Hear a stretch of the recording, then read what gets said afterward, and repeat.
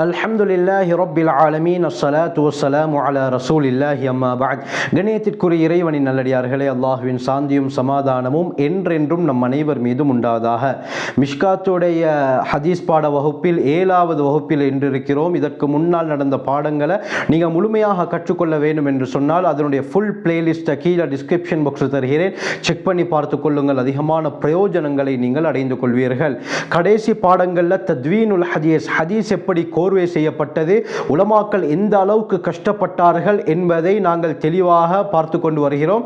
அந்த அடிப்படையில் தான் ஹதீஸ்களுடைய பொற்காலம் எது என்பதை பற்றி கடைசி பாடத்தில் நாங்கள் தெளிவாக பார்த்தோம்.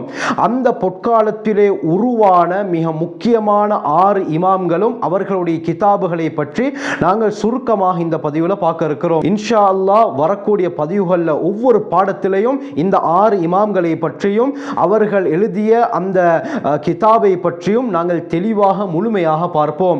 இந்த 6 கிதாபுகள், அதனுடைய இமாம்கள் யார் என்று பார்த்தால், முதலாவது சஹீஹுல் புகாரி. இதற்கு அரபியிலே இந்த 6 கிரந்தங்களுக்கு சிஹாஹு சித்தா என்று கூறுவார்கள். இந்த 6 கிரந்தங்கள் எல்லா இமாம்களாலும் ஏற்றுக்கொள்ளப்பட்ட கிதாபுகளாகும். இதிலே முதலாவது சஹீஹுல் புகாரி. இந்த சஹீஹுல் புகாரியை கோர்வை செய்தது இமாம் புகாரி ரஹ்மத்துல்லாஹி அலைஹி அவர்கள்.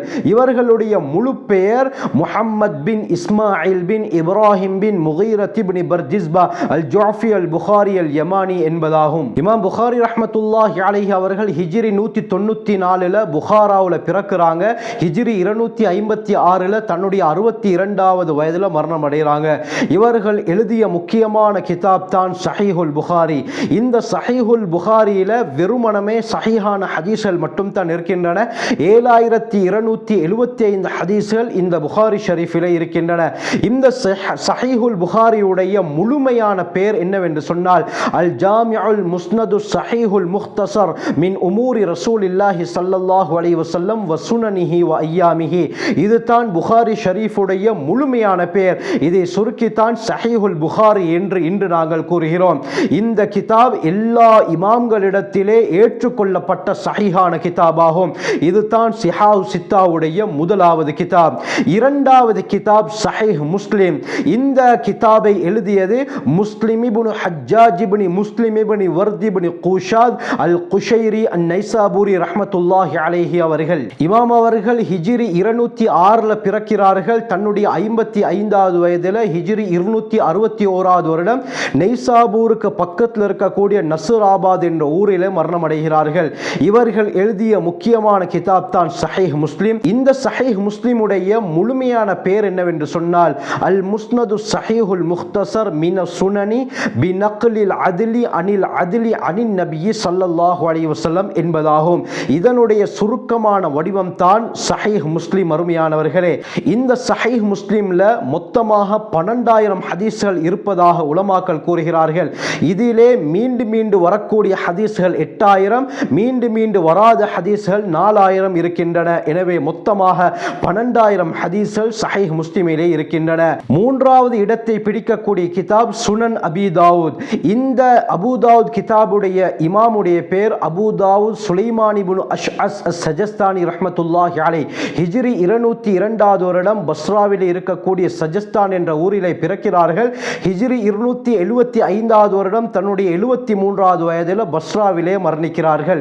இவர்கள் எழுதிய இந்த சுனன் அபி தாவூதுல 6000 ஹதீஸ்கள் இருப்பதாக மார்க்கறிஞர்கள் கூறுகிறார்கள். அதிலே 4000 ஹதீஸ்கள் மீண்டு வரக்கூடிய ரிவாயத்துகள். ஆனால் அபூ தாவூத் ரஹ்மத்துல்லாஹி அலைஹி அவர்களை கூறுகிறார்கள், நான் என்னுடைய சுனன் அபி தாவூதுல 4800 ஹதீஸ்களை எழுதியிருக்கிறேன் என்று கூறுகிறார்கள். ஆகவே இது எப்படி இருந்தாலும் மீண்டு வரக்கூடிய ஹதீஸ்கள் அனைத்தையும் சேர்த்து மொத்தமாக கிட்டத்தட்ட 6000 ஹதீஸ்கள் இருப்பதாக உலமாக்கள் கூறுகிறார்கள். நான்காவது கிதாப் ஜாமிஉ திர்மிதி. இந்த திர்மிதியுடைய முஸன்னிஃப் இமாமுடைய பேர் அபு ஈசா முஹம்மத் பின் ஈசா பின் சௌரத் இப்னு மூசா அத்-திர்மிதி என்பதாகும். இவர்கள் ஹிஜ்ரி 209வது வருடம் திர்மித் என்ற ஊரிலே பிறக்கிறார்கள். தன்னுடைய 70வது வயதில் ஹிஜ்ரி 279வது வருடம் தன்னுடைய ஊரிலேயே மரணிக்கிறார்கள். இந்த ஜாமிஉ திர்மிதியுடைய முழுமையான பேர் என்னவென்று சொன்னால் அல் ஜாமிஉல் முக்தஸர் மின சுனனி அன் ரசூலில்லாஹி ஸல்லல்லாஹு அலைஹி வஸல்லம் வ மஅரிஃபத்தி ஸஹீஹி வல் மஅலூலி வ மா அலைஹில் அமல் அமல் என்பதாகும்.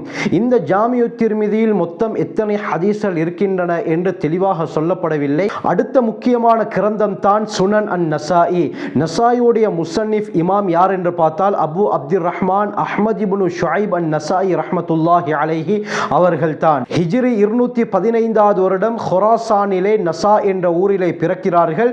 ஹிஜ்ரி 303வது வருடம் தன்னுடைய 88வது வயதில் மக்காவிலே இவர்கள் மரணமடைகிறார்கள். இந்த நசாயியை எடுத்துக்கொண்டால் பிஅத்திபாரி ஸிஹா ஸஹீஹ் என்ற அடிப்படையில் புகாரி முஸ்லிமுக்கு அடுத்து நசாயி கிதாப் தான் வருகிறது.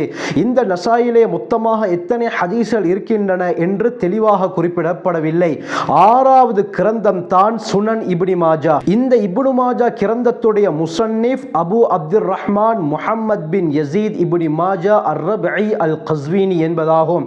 இமாம் அவர்கள் ஈராக்குடைய கஸ்வீன்ல ஹிஜ்ரி 209வது வருடம் பிறக்கிறார்கள். தன்னுடைய 67வது வயதில் ஹிஜ்ரி 273வது வருடம் கஸ்வீனிலே இவர்கள் மரணமடைகிறார்கள். இந்த இப்னு மாஜாவுல மொத்தமாக 4341 ஹதீஸ்கள் இருப்பதாக உலமாக்கள் கூறுகிறார்கள். எனவே இதுதான் இந்த 6 கிரந்தங்களும் அதனுடைய இமாம்களை பற்றிய சுருக்கமான தகவல்கள். இன்ஷா அல்லாஹ் வரக்கூடிய வகுப்புகள்ல ஒவ்வொரு இமாம்களை பற்றியும் அவர்களுடைய கிரந்தங்களை பற்றியும் தெளிவாக பல விடயங்களை நாங்கள் பார்ப்போம். ஹதீஸ்கள் மூலமாக ஸல்லல்லாஹு அலைஹி வஸல்லம் அவர்களுடைய வார்த்தையுடைய யதார்த்தத்தை கற்று அல்லாஹ்வுடைய நெருக்கத்தை அடையக்கூடிய கூட்டத்திலே அல்லாஹ் நம் அனைவரையும் சேர்த்தருள்வானாக. ஜஸாக்குமுல்லாஹு கைர். வ ஆகிரு தஅவானா அல்ஹம்துலில்லாஹி ரப்பில் ஆலமீன்.